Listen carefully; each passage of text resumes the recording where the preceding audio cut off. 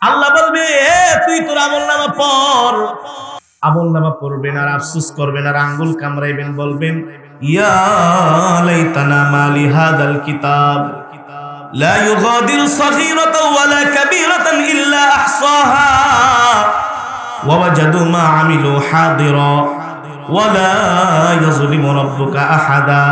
হায়রে দুনিয়ার জমিনে ছোট থেকে ছোট গুনাহ করেছি, কোনো গুনাহ তো বাদ যায় নাই, সবই তো আমার আমলনামার ভিতরে লেখা। আপনি তখন মাথা নিচু করে রাখবেন, আঙ্গুল কামড়াইবেন আর বলবেন আল্লাহ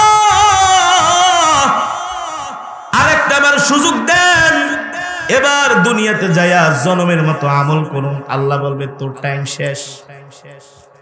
অনেক সময় দিছি, অনেক বুঝাইছি, কোরআন পাঠাইছি, রাসূলের হাদিস পাঠাইছি, পয়গম্বরদেরকে পাঠাইছি, আলেম ওলামাদেরকে পাঠাইছি, পীর বুজুর্গদেরকে পাঠাইছি, মসজিদের ইমাম খতিব সাহেবরা তোমাদেরকে মৃত্যুর আগে তোমাদেরকে বারবার হাজারবার লক্ষবার তোমাদেরকে সতর্ক করেছে, তোমরা সাবধান হও নাই, আর দুনিয়ায় যাওয়ার কোনো সুযোগ নাই। এবার আসেন ওই কবরের কথা। এবার ফেরেশতা বারবার প্রশ্ন করতে যাবে আর আল্লাহর কোরআন বলবে যাও গেট আউট, ডিস্টার্ব করো না। ফেরেশতারা রেগে যাবে আর বলবে কেন আপনি আমাদেরকে তার সাথে কথা বলতে দিচ্ছেন না? কি আপনার পরিচয়? কোথায় আপনার বাড়ি? কোথায় আপনার ঘর? আরে আল্লাহ পাঠাইছে আমাদেরকে তার সাথে সওয়াল জবাব করার জন্য। আল্লাহর কোরআন বলবে আল্লাহ পাঠাইছে ঠিক আছে, কিন্তু আমি তোমাদেরকে প্রশ্ন করতে দিব না। এই কথা বলার পরে ফেরেশতারা বলবে তাহলে আপনার পরিচয়টা দেন। কি আপনার পরিচয়? এত বড় আপনার ক্ষমতা। আল্লাহর কোরআন বলবে এই ফেরেশতা, এক পর্যায়ে ফেরেশতাদের সাথে আল্লাহর কোরআনের সাথে ঝগড়া লেগে যাবে, ঝগড়া করবে, বাক বিতণ্ডায় লিপ্ত হবে। আল্লাহর কোরআন বলবে বুঝেছি তোমাদের ক্ষমতা আছে, তোমাদেরকে আল্লাহ পাঠাইছে, কিন্তু আমার চাইতে তোমাদের ক্ষমতা বেশি না। এবার ফেরেশতারা বলবে তাহলে আপনার পরিচয় দেন। কি আপনার পরিচয়? আল্লাহর কোরআন বলবে তোমরা হচ্ছ আল্লাহর একদল বিশেষ বাহিনী ফেরেশতা, আর আমি স্বয়ং হচ্ছি আল্লাহর জবানের কালাম। আর জোরে বলেন সুবহানাল্লাহ। ফেরেশতার ক্ষমতা বেশি না আল্লাহর কোরআনের কথার দাম বেশি? কোরআন মানে আল্লাহর জবানের কথা। কোরআন মানে কি? যে কোরআন পড়ে সে আল্লাহর সাথে কথা বলে। সুবহানাল্লাহ বলেন। যে কোরআন পড়ে সে আল্লাহর সাথে সরাসরি কথা বলে, আর যে আল্লাহর কোরআনের সাথে সম্পর্ক রাখবে, আল্লাহর কোরআন তাকে সুপারিশ করে, পাহারা দিয়ে, রাস্তা চিনিয়ে চিনিয়ে তাকে পুল সিরাত পার করিয়ে আল্লাহর জান্নাত পর্যন্ত পৌঁছায় দিয়ে আল্লাহর জান্নাতে পৌঁছায় দিয়ে।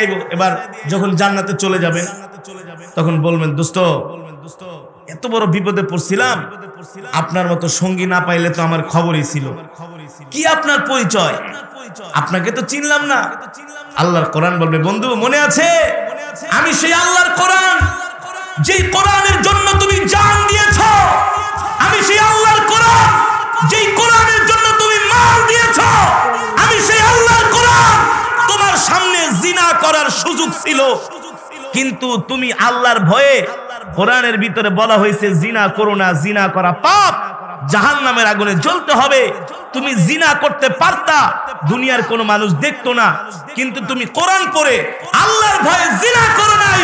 আজকে আমি কোরআন এই কারণে এই কবরের মধ্যে তোমার সঙ্গী হয়ে গেছে। আরো জোরে বলেন সুবহানাল্লাহ। কোরআন বলবে দোস্ত যাও, এবার তুমি জান্নাতের নিয়ামত গুলো গ্রহণ করো, জান্নাতের নিয়ামত ভোগ করো। এই জান্নাত থেকে তোমাকে আর কোনোদিন বের করা হবে না। যদি কোন রকম জান্নাতে ঢুইকা যাইতে পারি, আল্লাহকে একটু খুশি করে বুঝায়া শুনায়া কোন রকম। দুনিয়াতে আপনি মিথ্যা কথা বইলা কোনো কিছু যদি পায়াও যান, হাতের নাগালে আইসা পড়ছে, ধইরাও ফালাইছেন, কিন্তু জিনিসটা 2 নম্বর জালিয়াতি করা, আপনাকে কিন্তু সেখান থেকে রিটার্ন ব্যাক করবে না।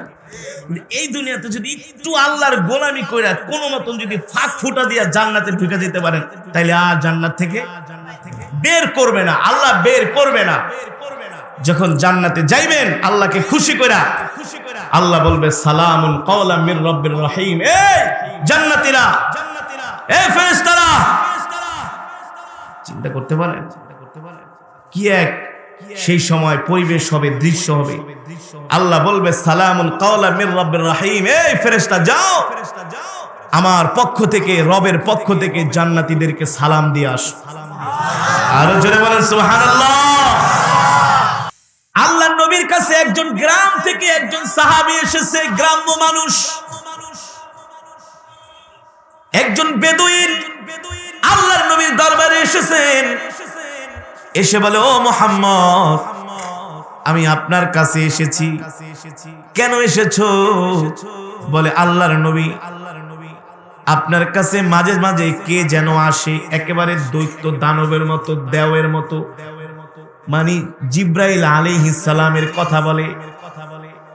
জিব্রাইল আলাইহিস সালাম আল্লাহর নবীর দরবারে ওহী নিয়ে আসে, ওহী, এই কোরআন নিয়ে আসে। কি নিয়ে আসে? কোরআন নিয়ে আসে। কিছুদিন পর পর আল্লাহ তাআলা এক একটা বিধান আল্লাহর নবীকে পাঠায় দেয়। ও বন্ধু, আপনি এতদিন এটা মেনেছেন, এখন এটা মানা যাবে না, এইভাবে মানতে হবে। বিধানকার আরো জোরে বলেন। আগে কিন্তু পর্দার বিধান ছিল না, পর্দার বিধান ছিল না। আল্লাহর নবীর যে স্ত্রীরা, আমাদের আম্মা জানেরা, তারাও কিন্তু আগে বেগানা পুরুষের সামনে চলে আসতো। পর্দার বিধান এখনো আয়াত নাজিল হয় নাই, আয়াত নাজিল হয় নাই।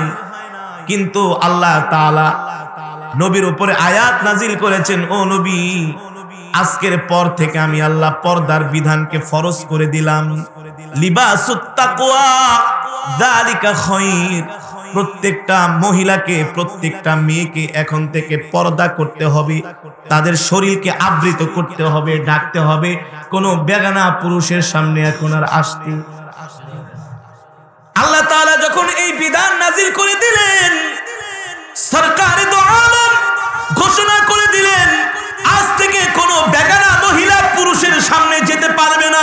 যেতে হলে তাকে পর্দা করতে হবে, তার চেহারা ঢাকতে হবে, আবৃত হতে হবে, ওপেনলি চলাফেরা করা যাবে না। এই পর্দার আয়াত নাজিল হওয়ার পরে আল্লাহর নবী ফরমান জারি করলেন, ও সাহাবীরা, আজ থেকে তোমরা তোমাদের স্ত্রীদেরকে পর্দা করতে বলবা।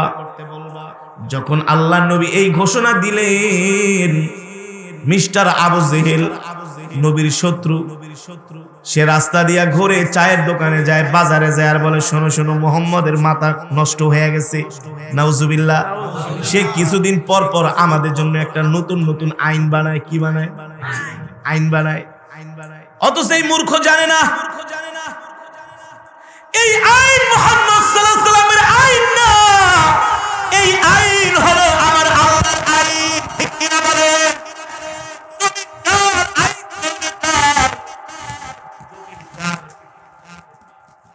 কিন্তু মুসলমান, এই দুনিয়া তো আমাদের থাকার জায়গা নয়।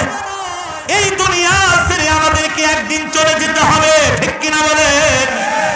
সেই কথাই আল্লাহ কোরআনের মধ্যে বলেছেন, কুল্লু নাফসিন যায়িকাতুল মাউত ওয়া ইন্নামা তুওয়াফাউনা উজুরাকুম ইয়াওমাল কিয়ামাহ ফামান যুহজিহা আনিন নার ওয়া উদখিলাল জান্নাতা ফাকাদ ফাজ। এই দুনিয়াতে কোন মানুষ বাঁচতে পারে নাই, পারবেও না। একদল আসে আর একদল যায়, একদল চলে যায় আর একদল আসে। আল্লাহ বলে, দুনিয়ার মানুষ এই দুনিয়াতে থাকতে পারবা না। তোমরা যত দুনিয়াকে আঁকড়ে ধরবা, ততই দুনিয়া তোমাদেরকে লাথি মারবে। ঠিক কিনা বলি? ইদা জা আজালুহুম লা ইস্তাখিরুনা সাআতাও ওয়া লা ইস্তাকদিমুন। আপনার আমার একটা মৃত্যুর নির্ধারিত সময় আছে, হায়াতে জিন্দেগির শেষ হওয়ার একটা নির্ধারিত সময় আছে বাবা। যদি হায়াতের জিন্দেগি আল্লাহ যখন মৃত্যুটা নির্ধারণ করেছে, এই মৃত্যু 1 মিনিট আগেও আসবে না, 1 মিনিট পরেও আসবে না। আল্লাহ যে সময়টা নির্ধারণ করেছে, ওই সময় আমাদের মৃত্যু হবে। ঠিক কিনা বলি? আমি দুবাই থেকে বাংলাদেশে আসতেছি, মিশরে গিয়েছিলাম, মিশরের বিমানে উঠলাম। দুবাই এয়ারপোর্টে এসে নামলাম। দুবাই থেকে আরেক বিমানে বাংলাদেশে আসবো। এমিরেটসের টিকিট কেটেছি। যখন দুবাই এয়ারপোর্টে এসে বোর্ডিং পাস নিলাম, 2 ঘন্টা পরে বিমান ছাড়বে।